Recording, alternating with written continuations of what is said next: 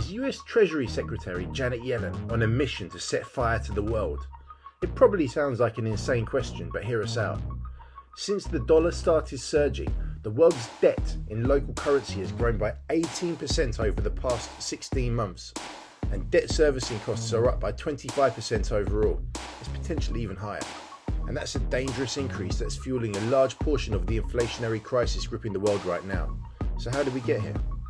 Well, we need to look back to Yellen's Senate confirmation hearing, where she stated that the dollar's value would be determined by foreign exchange markets and that the US would oppose attempts by other countries to weaken their currencies. And in today's world of open capital accounts and floating exchange rates, the dollar's value is determined by cross-border capital flows, which in turn are determined by the relative attractiveness of interest rates. And with US interest rates rising, money flows into the US in search of higher returns, sending the dollar higher, and vice versa. Lower rates cause capital outflows and a weaker dollar.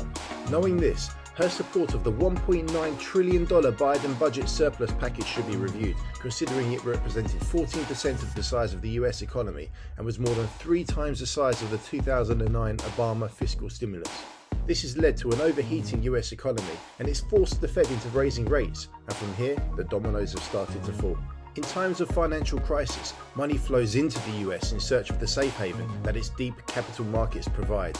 And by forcing US interest rates higher, Yellen's budget policy ushered in a period of global financial market instability that's on the verge of bursting the global equity and credit bubble that is premised on the flawed assumption that US interest rates will stay low forever. And her latest plan? Well, Treasury Secretary Yellen is currently in Asia to meet with the G20 delegation to pitch a risky plan that, if successful, could grind the Russian war effort to a halt and bring global energy prices back to earth. And that plan is an oil price cap at $40 per barrel.